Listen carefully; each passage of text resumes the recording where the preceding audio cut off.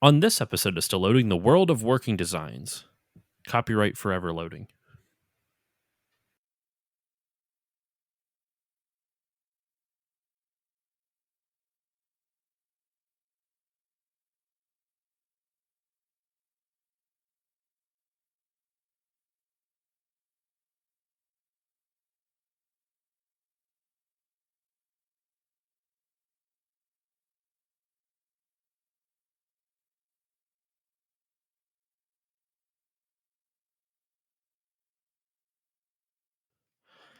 Hello, everyone, and welcome to this new episode of the Still Loading podcast. I'm your host, Josh Koval, and today on the show, I have a new guest, a guest that I have interacted with a little bit on Twitter, and I love his videos on YouTube.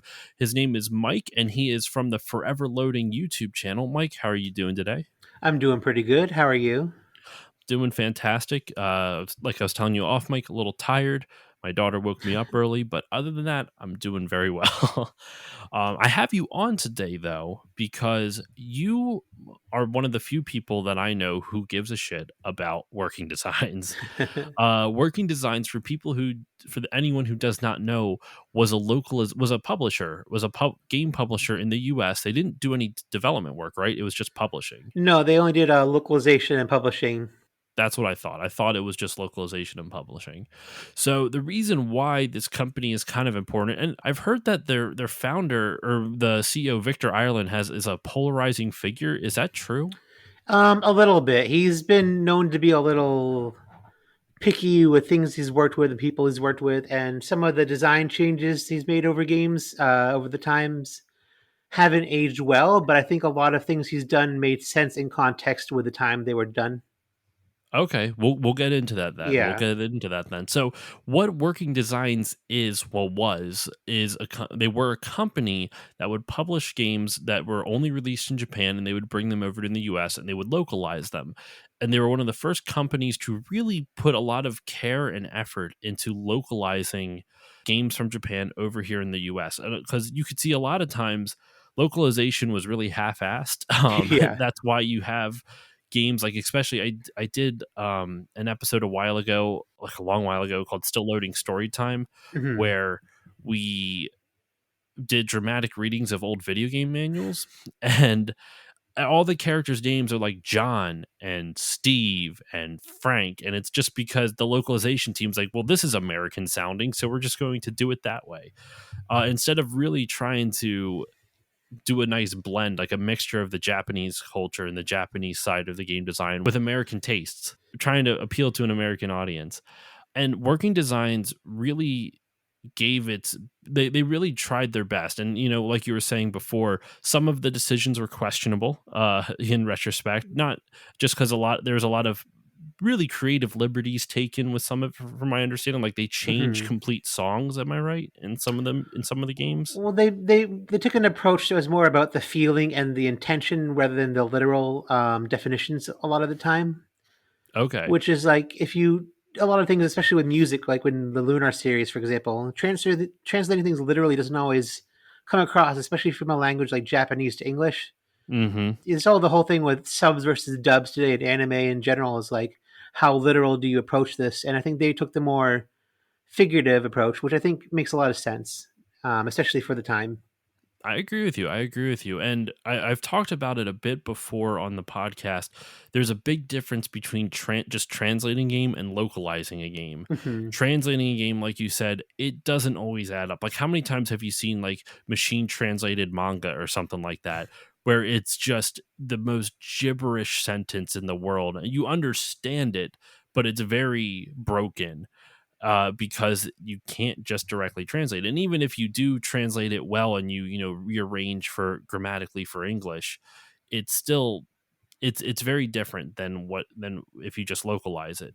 And localization, for those who don't know, is when you actually, like you were saying, you kind of look at the intent of something and you make it work more for the English, for the American audience, or for whichever country that it's being localized to, and you kind of change it around while keeping the true intention of what it originally said there, the spirit of it, for Hmm. lack of a better term.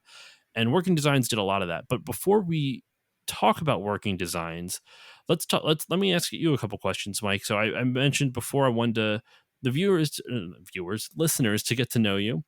So, what are you're big into Sega and to working designs? You're doing a whole video series, the world of working designs, hence the little tag at the beginning. So, let's hear a little bit about you. What are some of your favorite types of games? What games do you enjoy playing? And what was your first console? I like all sorts of games. I like RPGs and platformers and action games. I'm not big on shooters just because I'm terrible at them, especially Now, first-person FPS shooters. shooters. Okay, okay, Scrolling especially shooters, I'm a FPS. little better at, but the twitch reflexes just kill me sometimes. Hmm. My first console was the N64, but my first platform was the Game Gear. I got Oh, that a couple years really? earlier. Oh Yeah, man, Sega from the beginning then. yeah, but I've always bounced around. I went from Game Gear to Game Boy Color to N64 to PS2 to all over the place, and then I went back when I was in high school because I asked for the Wii for Christmas, and no one could get the Wii when it came out. So Hmm. I asked for a I remember that. Dreamcast as backup, and then I got a Saturn right after that, and I just went back and forth between retro and So, current. so while the Wii and the 360 and the PS3 are out, you were playing on the Saturn and the Dreamcast Yeah. a couple generations. Well, Saturn, sorry, Dreamcast was only two generations prior at that Hmm. point, and then the Saturn was three. That's crazy. Now, so that I mean, hopefully Saturn games weren't that expensive back then. They're definitely now. They were more expensive than the Dreamcast ones for sure, but they've skyrocketed since the mid 2000s. Yeah. That's why I have a Saturn and I have I think three games for it. I have Mist. I have a demo of Knights, and then Hmm. I have one of the some two Daytona games. Or no, sorry, Virtua Fighter and Virtua Racing. I think. Okay, some of those are Um, good. I don't. I mean, they're expensive. They are, Especially yeah. like the Saturn was an RPG machine, so there's a lot of good stuff on there, Well, but it's especially in expensive. Japan, a lot of the best stuff for the Saturn got locked in Japan for stupid reasons and complicated business reasons at the same time. So to tie this into working designs, that's a perfect transition, kind of, because working designs would localize games that wouldn't have gotten a chance over here in the states. Am I right? Like that was pretty much their philosophy. Am I right? Yeah, they went over a lot of niche properties and genres that had devoted fan bases and kind of hungry fan bases, but weren't really being met in the West.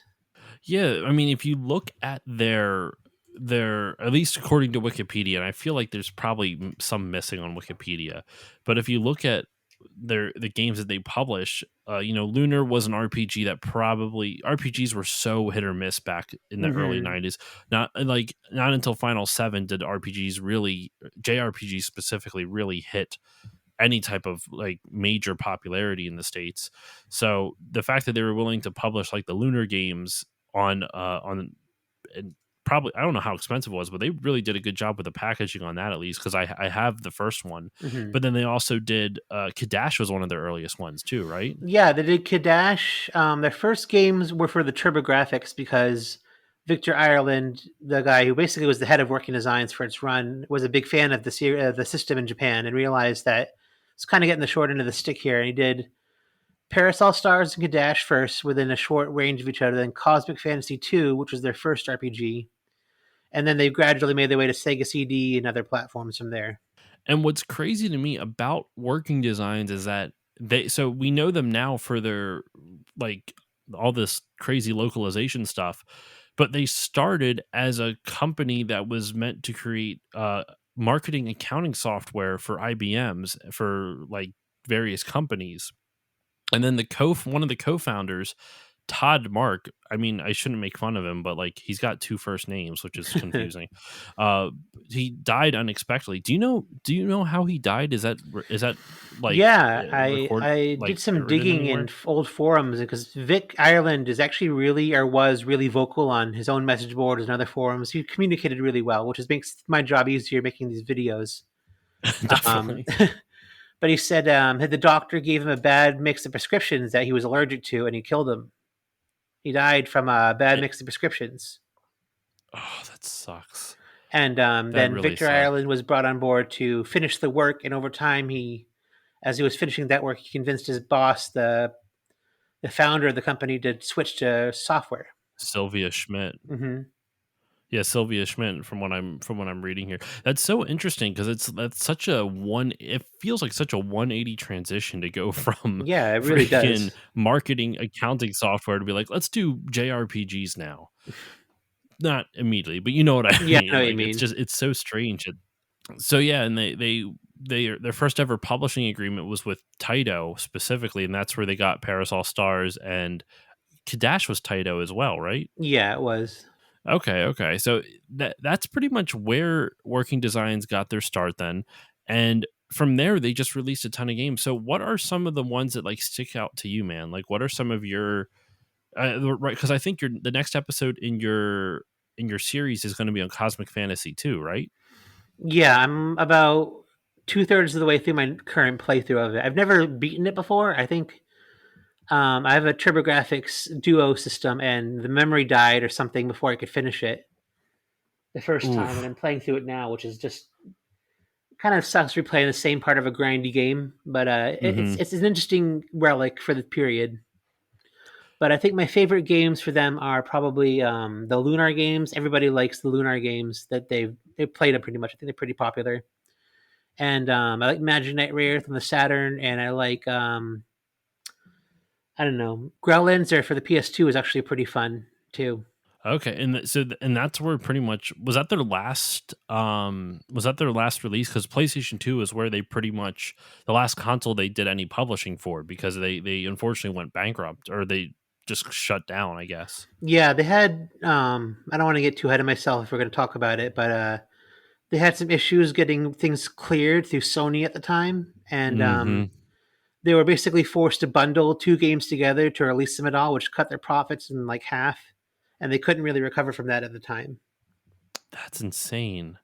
That sucks. I mean, because I mean, we can get into it then because the whole beef that it comes down with was that who did they? There was a guy who worked at Sony who came to Sega, I believe, right? And so that's why they left Sega. What was his? Do you remember his name? Bernie Stoller, I think, is That's who you're what it is. talking about. Yeah, That's a different fuel to burn. They felt the burn in a different way on that. yeah. He had very strict opinions on software and the Saturn. He hated the idea of the Saturn being launched as it was, and the Saturn had a complicated history and a complicated architecture, and he knew that it wasn't going to be an easy climb. So he wanted to kind of bury it and move on to the Dreamcast quickly, and that kind of irked Victor Ireland and Working Designs the wrong way because they were really up for supporting it. And Mhm. also, he was very against RPGs in general. Thought they weren't going to sell well, they weren't popular, they weren't worth it in the North American market. Which time will tell after Final Fantasy VII and other games that it really wasn't the case. They just had to wait a little bit. And they weren't really treated well at the time, except for companies like Working Designs. So they had a lot of bad blood, and they switched from Sega to Sony in that time after Stolar switched sides from Sega to Sony, or Sony to Sega. And then when they got to Sony, did he come back to Sony? Is that why they had to bundle stuff up with the PS2? No, I think he was. I forget which way he flip flopped, but there was some other people. They didn't want to focus on 2D games at Sony at the time because Mm, they were. It was such a 3D powerhouse for the early 2000s. The PS2 compared to the yep. Dreamcast and other systems. So they Growlancer is a 2D game, but it's got beautiful art and it's got beautiful sprites. And the argument at the time was, look, you're publishing games like Cat in the Hat for the PS2, and it looks like garbage. And this But is a it's beautiful game 3D. that's rendered well. Why are you denying us based on looks? And they had to make a bunch of compromises, and it led to that package being compromised. That really sucks. So, you know what's something they've talked about it on Retronauts a little bit too, but it really is a crime that during the 90s, like late 90s and early 2000s, just anything 2D was just the death. It was just death to the industry. Like they refused to promote anything like on main home consoles, I should say, that wasn't full 3D or something like that. And it's a real shame. Like that they're like imagine what they could have done on the Saturn because the Saturn was meant for 2D game design, like Oh 30-bit, yeah, 32-bit yeah.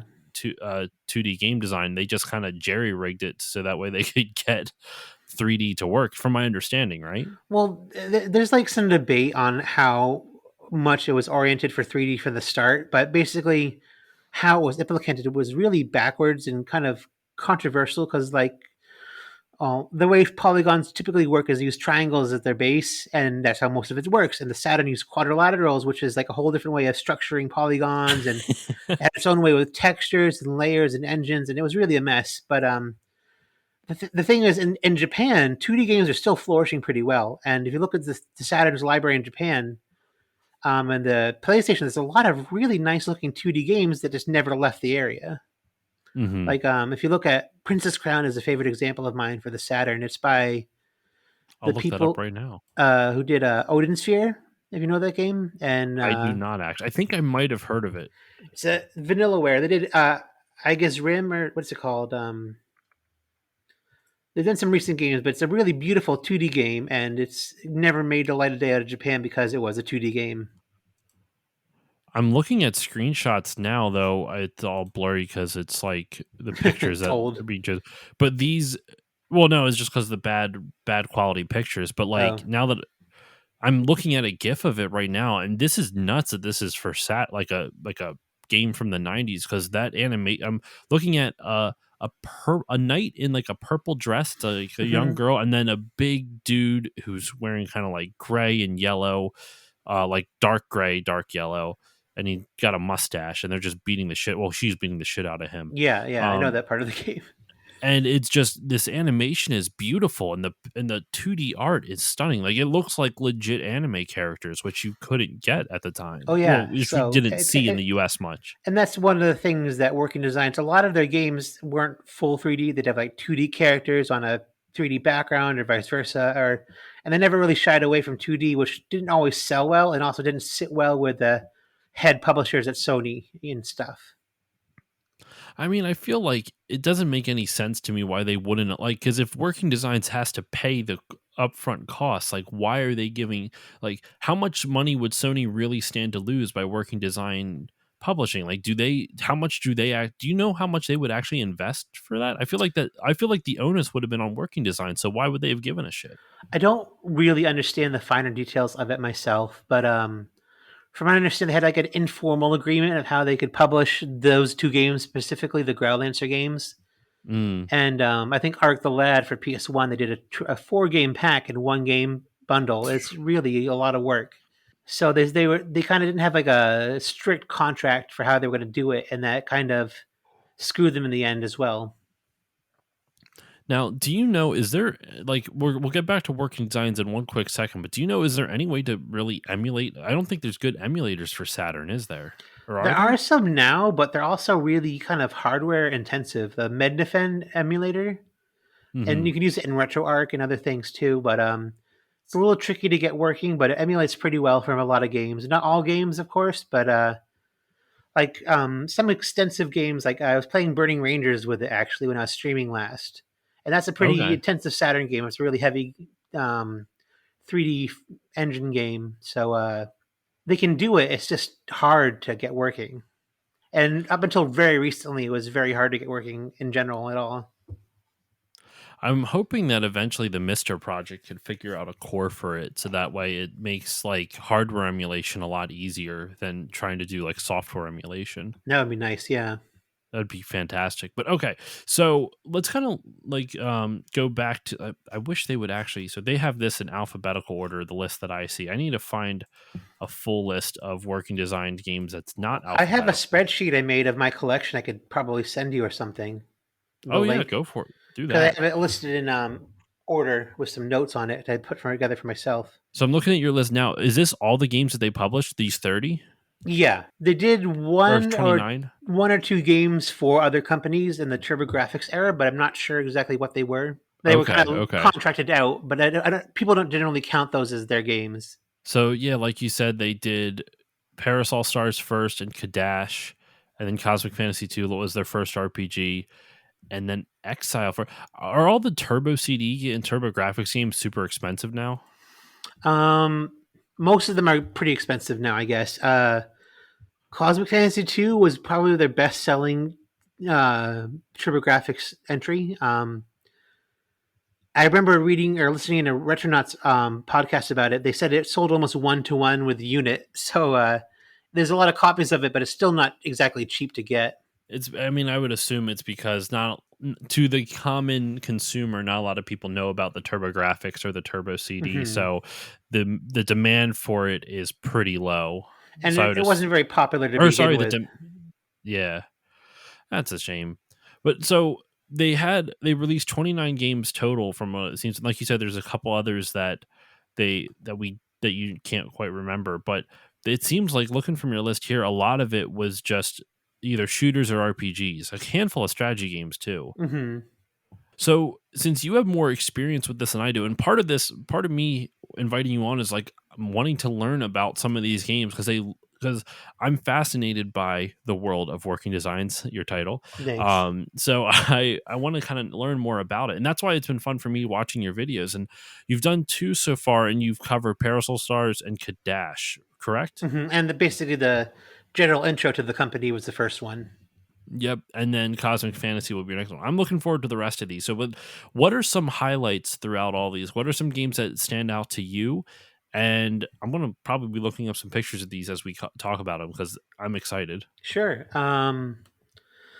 So they're probably their most well known games, the Lunar games for the Sega CD and remade for the PS1. They're just excellent RPGs, great stories, great music, great sense of humor and character. They're all really well done with good art and a battle system that's kind of unique. It's kind of a precursor to Grandia almost, where placement on the field and they move around as they attack. So you got to keep that in mind. It's pretty interesting, and they're crowd favorites. I think even if people don't know working designs, if they know like the PS1 era or Sega CD era games, they know Lunar.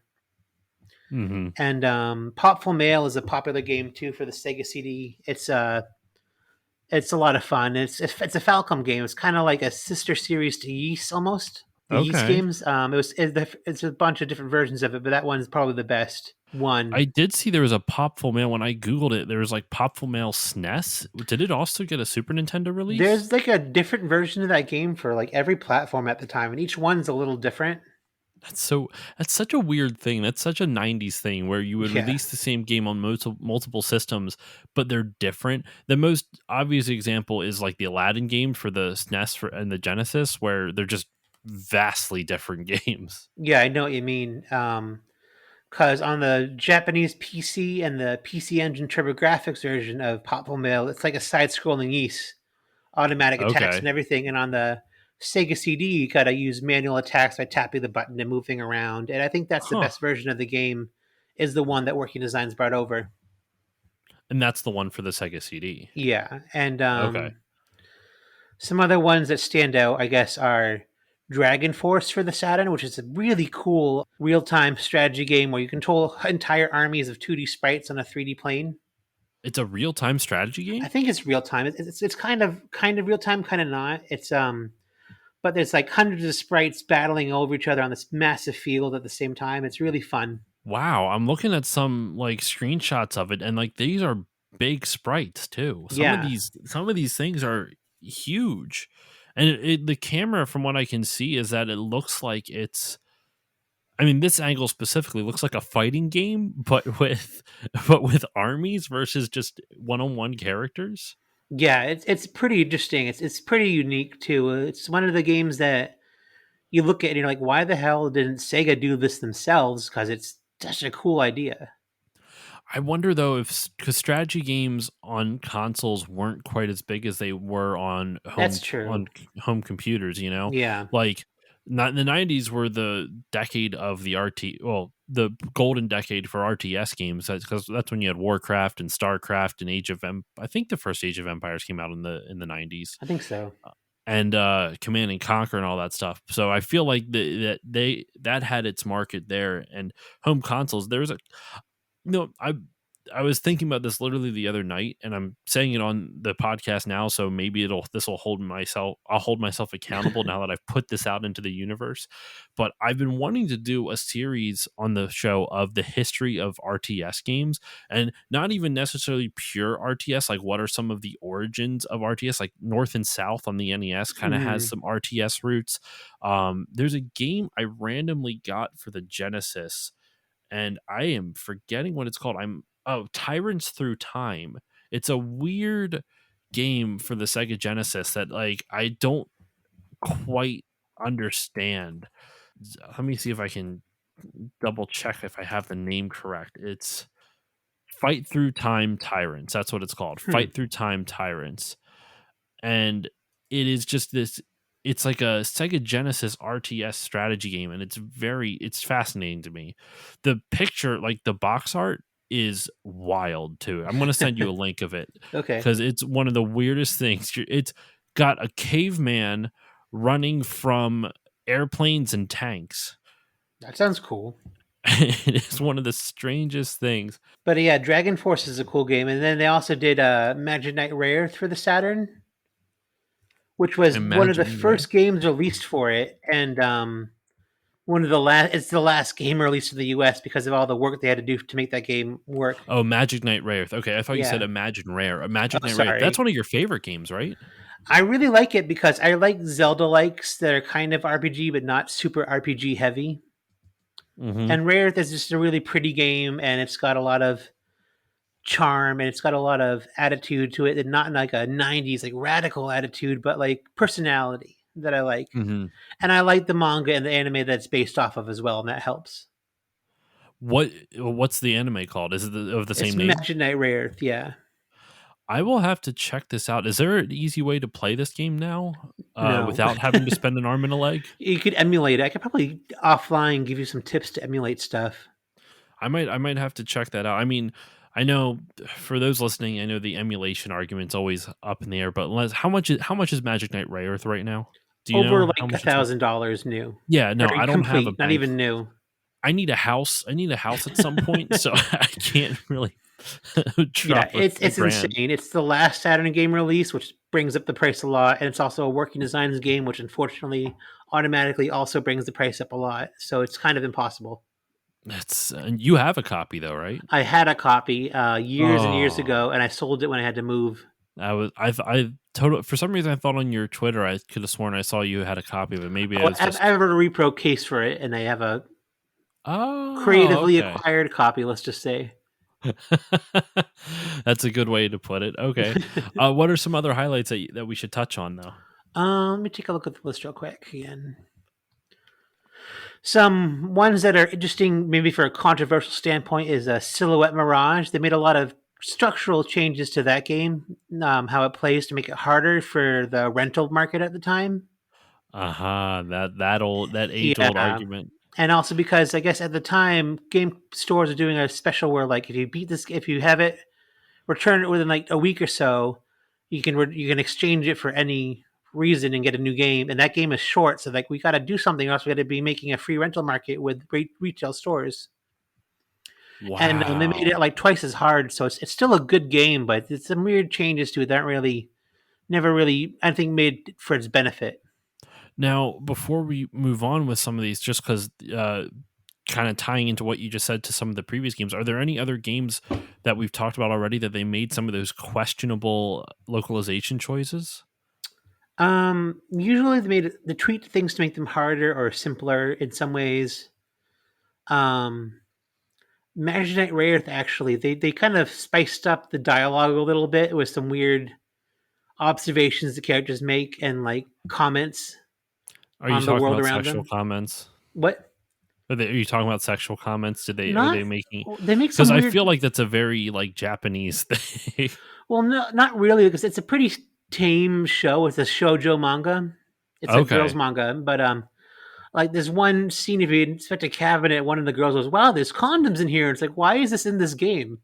Why would you put that in this game? And like this little quirks that they added, kind of like analogs, like for dubs and subs, they kind of make like say a reference doesn't make sense. We don't know the reference in English. they'll substitute it with a reference that's similar, like FLCL. Do Mm. you know the anime? Yeah, I think I watched it all once, but it's been a It's while. it's Been a kind of a while. weird show, but things like they talk about expired, discontinued soft drinks in Japan. We won't know what they are, so they made it Crystal Pepsi in the U.S. So we know the same idea. Okay. They did a lot of stuff like that, but some of the choices they made in that game are questionable. Like, why is this here? Why do they go that route? Okay. And so condoms was one of the ones they decided to use, I'm and pretty that sure it's that game. I could be mistaken, but there's just some even weird so, comments in that game. that is that is weird because knowing shojo manga, isn't it? The girl's probably like really young too, It's like right? girls, like magical girls stuff. Yeah. So yeah, it's a little awkward, I guess. Hmm. But okay, so what are some other highlights? And then also, as we continue through some of these highlights, if there's any more of these questionable localization choices, we could go into that too. Sure.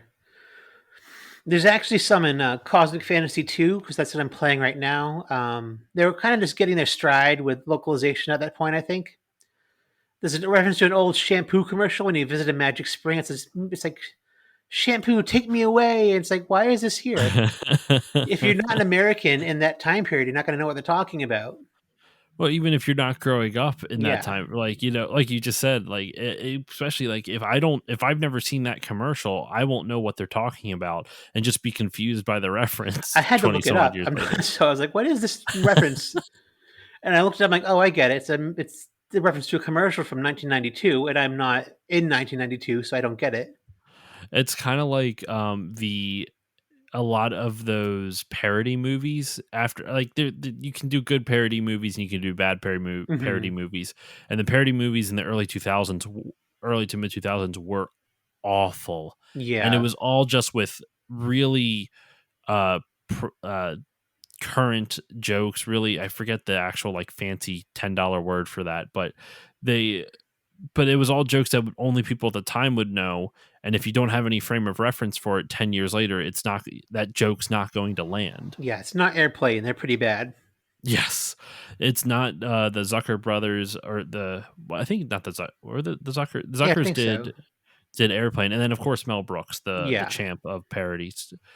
Um, I was even I totally was thinking about what I meant to talk about this when you brought it up before, but the whole difficulty spike in some of these, like that's such a it's an interesting perception that people always say, games in Japan are harder than they are in the States, and that's not necessarily true, right? That's Like true. Yeah. the Some other rental market shooters and here. stuff, they did that. Like, I think it's Ray Crisis or Ray Storm. I forget which one. They have similar names, so I get them confused. But like the amount of health, how many hits you can take, they changed up a little bit, and so it's a little bit harder. And also some games like Alundra, which is one of their better games, I was going to mention too for the PS1. It's a really good game, won a lot of awards.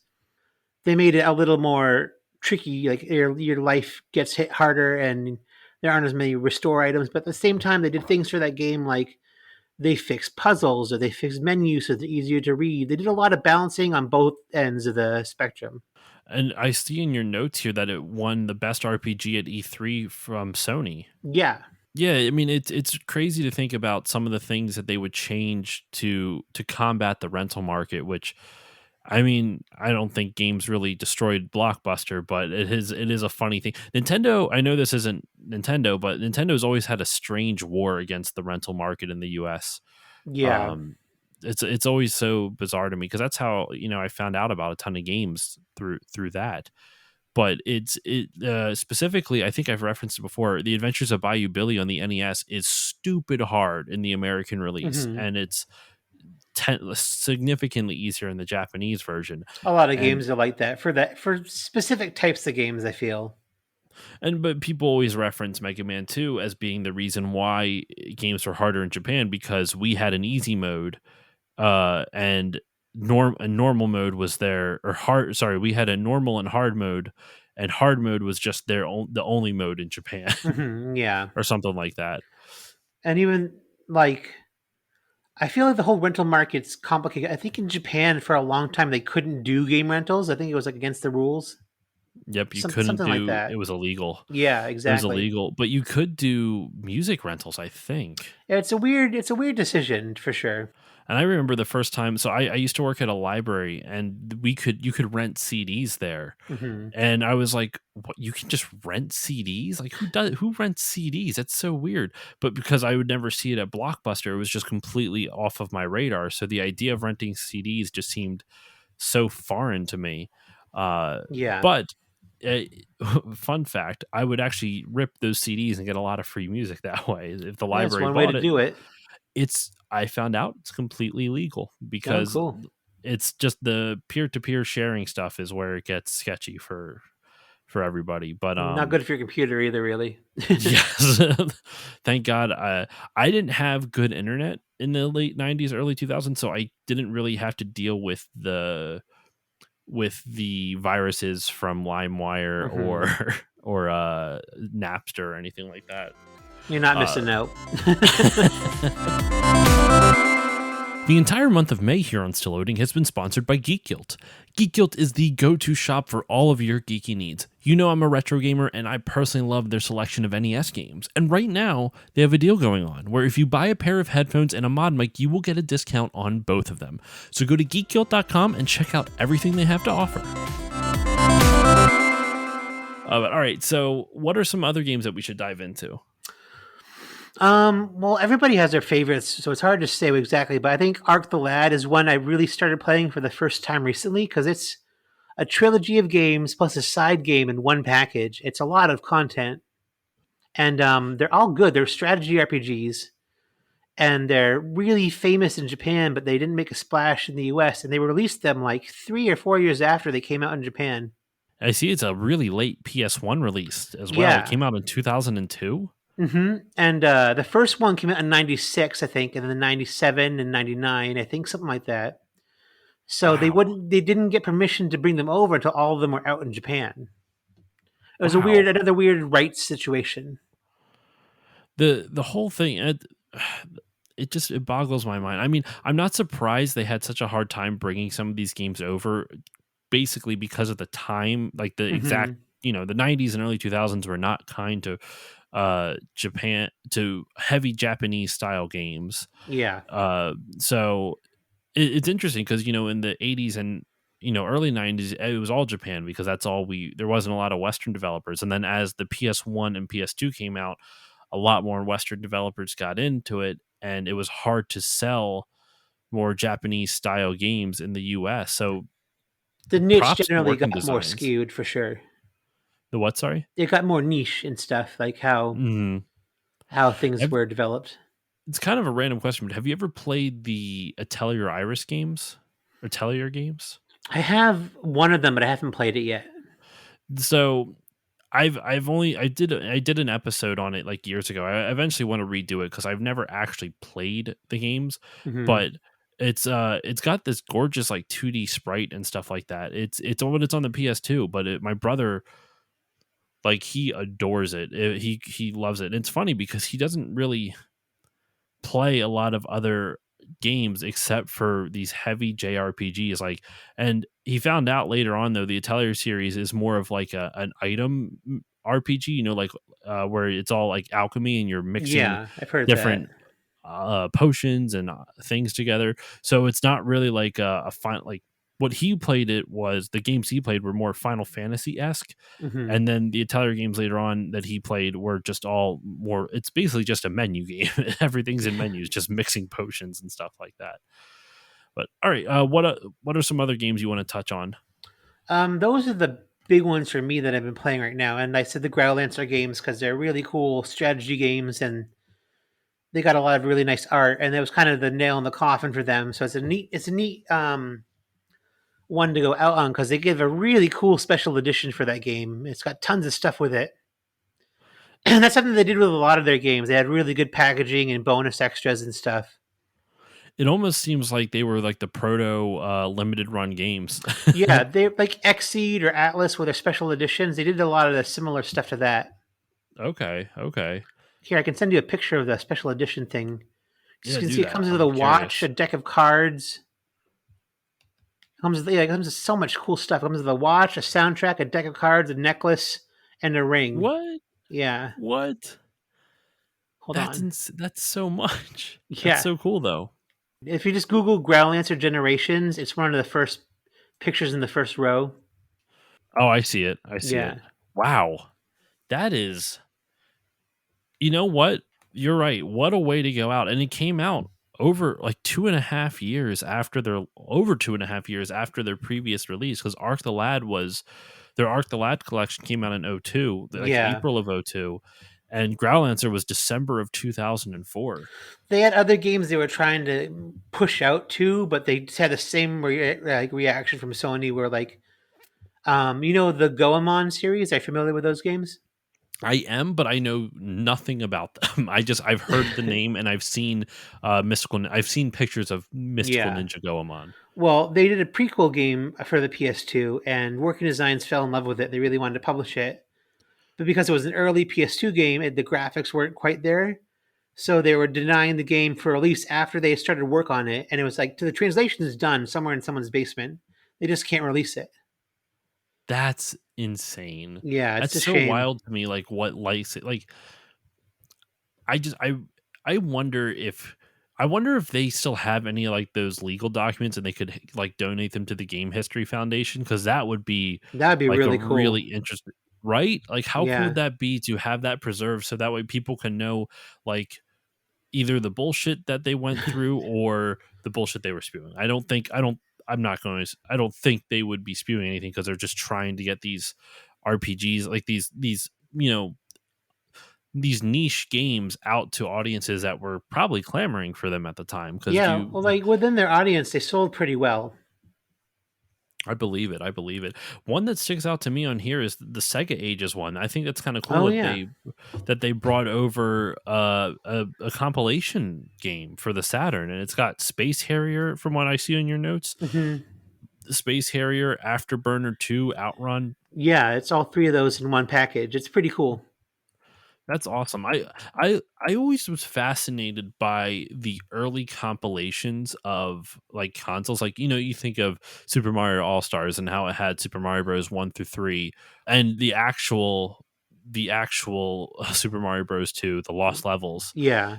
Then Namco does the Namco Museum, but they actually like treated it like a museum. Like you could go Hmm. around and explore and play some of the games, or play the games, and also look at production art and stuff from, like, that's really freaking cool that was on a PS1 too. Like who would have thought they would have cared that much? I Yeah, I I think wish more devs would do that. they did the Sega Ages in '97 for the Saturn. That was a pretty good time too. 'Cause, like those three arcade games are really good games. I have, just thinking of those arcade games, I can show you after we're done recording if I remember where I put. Oh, there it is. Actually, I have a book which is a Sega arcade pop up book where when you open it up, it's the arcade cabinet, but as a pop up, and you Oh, can that's literally just cool. open. Yeah, it was. I found it through a guy on Twitter named Mike Micah, and it's a little expensive of a book. It's like 60-70 bucks, but it's like I don't think 70, but it's like you open it up and they have like 5 or 6 different cabinets that just these beautiful pop up versions of them, and it's really fun to look at. Neat. Anyway, so I think just what's interesting about working designs, like, well, we kind of talked about a lot of the games here. Now I want to kind of talk about the legacy of them, Oh, sure. because I can't think of another publisher that really gave this much attention and care to niche titles, especially at the time. Like now you have now that limited run games is so popular, there are so many limited run esque Hmm. business models out there. I mean, I've seen so many. Super rare games is one. There's so many, and it honestly feels like Working Designs was kind of a proto limited run super rare Yeah, games, all I'd that say stuff. that they kind of remind me of Atlas and Exceed as other publishers because Hmm. they bring out a lot of Japanese style games that have that flavor that really wouldn't really even think to bring out in the U.S. like the Disgaea games and the Printy games for the PSP and stuff like that. Some Hmm. of those RPGs, like I think our Tonelico and the Atelier series, those kind of games wouldn't have come out here if I think Working Designs hadn't proven that that kind of formula could work in the first place. They I kind of set the agree. stage that like, oh, these niche titles have a fan base and they can be sold here. And what an aggressive move, right? Like your their first game came Parasol Stars was released in 91. So 91 was not that far removed from like the Japanese scare of the 80s and 90s when a lot of like less open-minded Americans will say that as that nicely were just terrified that Japan was going to take over the US because their economy was booming at the time. So like what a gutsy move for them to put out extremely Japanese games Yeah. at a time that was probably not the most friendly to very Japanese things, And like a lot of their best early games are really story heavy or cutscene heavy, and that really wasn't a thing in the West, especially on especially at the console. time. Yeah, especially on consoles. Like Cosmic Fantasy 2 has like 35 minutes of cutscenes. They're all short and they're kind of limited in animation, but they're really impressive for the time. I did a stream forever ago on Twitch where I used to do this thing called Sega Saturday where I would play some of my Sega consoles Hmm. and I had a nice upscaler so it looked really crisp. I was borrowing it from a friend though. I couldn't afford one at the moment. But and I was playing Lunar. I was playing Lunar and I was showing him like look at this. This is on a game from 19 what when did Lunar 1 come out? 93 it was Yeah. published. So I'd assume like at least 2 years prior, 1 to 2 years prior in Japan. Hmm. It was out there, but like it, like you said, limited animation. I was just like, look at this, like that's insane that this exists When on you this type of after this, you property, should look at the Lunar 2 cutscenes. They're beautiful. They're really fluid and really impressive. even on the Sega CD. Yeah, they're really something to look at. Maybe I'll find a copy of Lunar 2 then. So every year my work gives us 100 like our bonus because I'm not salary. Our bonus is $100 American Express gift card Okay. that we which is nice because it's just $100 we can use anywhere, but it's so I use what I usually do is I take that gift card and then I will go to my local game store and I will spend all of it because it's that's the only time I can really afford to drop like $100 on a game. Hmm. You know what I mean? Yeah. You know what I should do? I should totally be like I should pick like a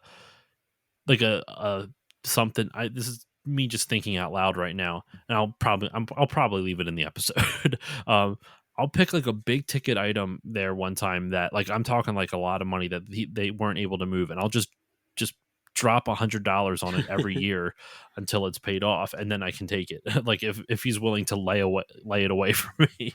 You should try I've noticed recently because I collect stuff still is Facebook groups for selling stuff is sometimes a lot more cost effective and better condition than eBay and stuff. Really, Yeah, I found really. a Saturn Working Designs game recently, but it's missing the back cover. But I got it for like a third of the price of a full condition one on eBay. Well, if you don't mind me asking, what was the price you got it for? I don't want to say right now. It was more than I thought. I ended up I had some money left over from something, and I sold a couple older games to make up for Okay, it. okay. But I was like, I'll get it. Okay. Um, and they also just the fact that they really went for a lot of shooters when the shooters were pretty much dying too Yeah, in the they did West, I some should really say. good ones too, like the Ray Crisis, Ray Storm, Sylphid for the PS2. They're all really fun.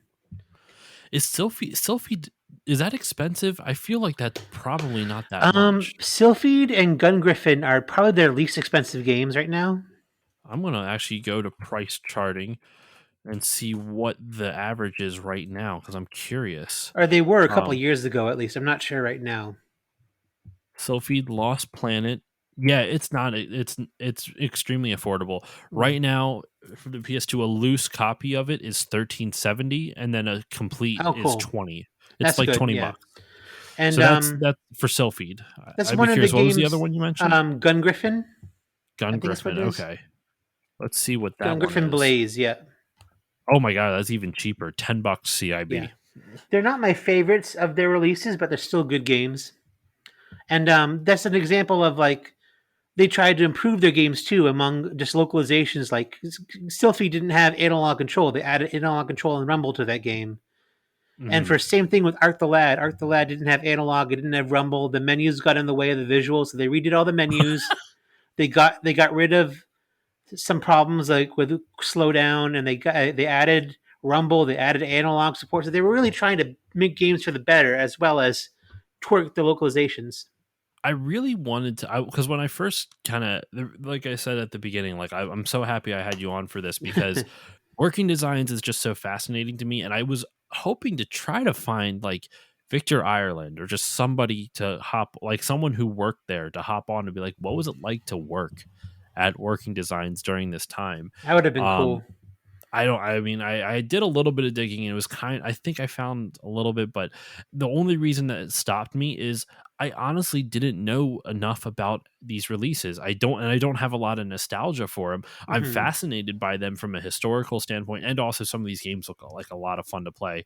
I have, like I showed you off mic, I have a copy of Lunar the Silver Star for the Sega CD, and I do want to play it, but I always feel weird playing games in my game room because my wife and kid are downstairs. So like, what am I going to do? Just play an RPG for 4 hours by myself in the Yeah. like in my game room? But eventually, I will get to playing some of these games, and I hopefully I can find some of these awesome, like Potful Mail looks really cool. Uh, Obviously Lunar 2 I want to get my hands on because I have the first one. I am curious about some of these action RPGs like Exile, an Exile Exile is with really a cool. phenomenal. What's like what is the like what's the mechanic for that one? Like what are the game It's like a mechanics hack like? and slash game where you level up and you can do spells and you can learn stuff as you go. It's also on the Genesis, Okay. but Oh really? a different company released it, so it's a little different. Of course it is. It's the same game, but it's a different localization, and a couple of things are removed and changed. Like in the Working Designs TurboGrafx version, the teleport spell is missing, so you have to go all the way back through the level once you're done with it, Oh. which is a little bit of a pain. But the cutscenes in that game are really cool too, and the voice acting for the time is good. It's kind of cheesy now, but it's still fun. That's the other thing. I mentioned before I was hoping to get people who worked at Working Designs. I want to get some of the voice actors That from would be like sweet. their CE titles. How nuts would that be? Like I want to know. So the first thing that like it blew my mind when I heard it when I popped in Lunar, and the first bit of voice acting you hear that isn't like the song, which I was like, okay, there's a it's Red Book Audio, it's on a CD, Hmm. so they can play actual songs on this, but was the dragon. I don't even remember the dragon's name, but she's No, calling yeah. out Alex, and it's the most obnoxious voice I've ever heard. Like it's almost like Toad, but not quite as bad, and just screaming, "Alex, Yep. oh Alex, There's a there lot you more are, dialogue Alex." in Lunar 2 as well. Like Lunar 2 and Popful Mail, there's like way more dialogue than you'd ever think they could fit on that little CD.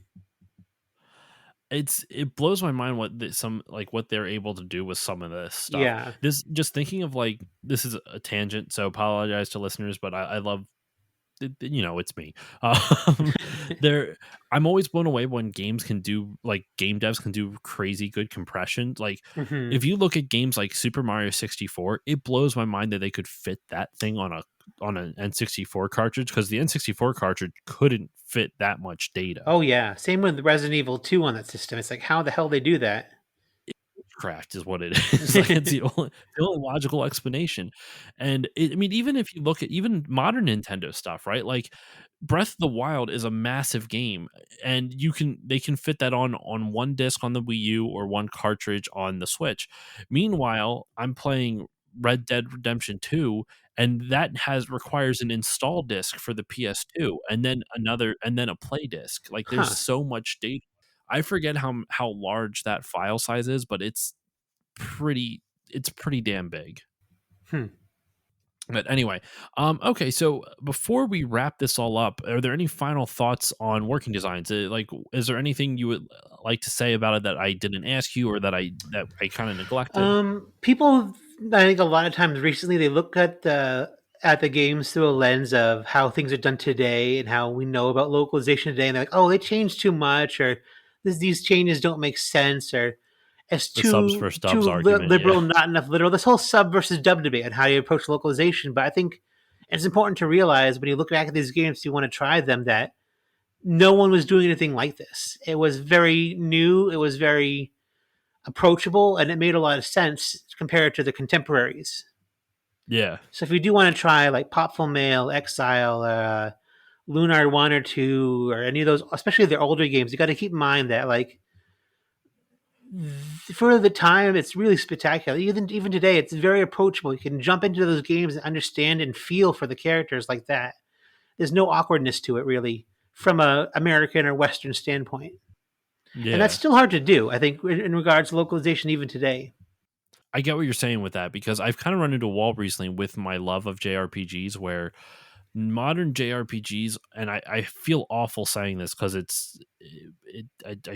feel like I shouldn't feel this way. It's almost too Japanese for me, not because I dislike Japanese, but it's just it's out of my not comfort zone, but it's like I don't have as much to relate to. So when You it can't gets that identify with far, it. yeah, it's harder for me to identify with. And I don't like that because there's a lot of great games out there that I really feel like I'm missing. And not all JRPGs, obviously. Like I've played some of the Persona games, never beat Hmm. any of them, but I've played a couple of Persona games. Those are super fun, and I relate to the characters, and they're good. Um, and obviously the Final Fantasies, I still love those, even though I don't play them as much as I used to.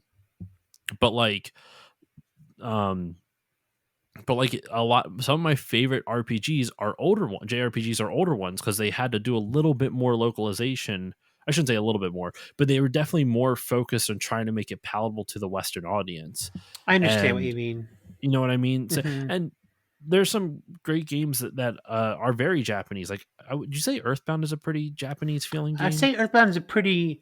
It's like if a person from Japanese Japan has never interpretation been of to a Western. America, views America. Yeah, Yeah, yeah, that was a bad example, I I know think, what you but mean though.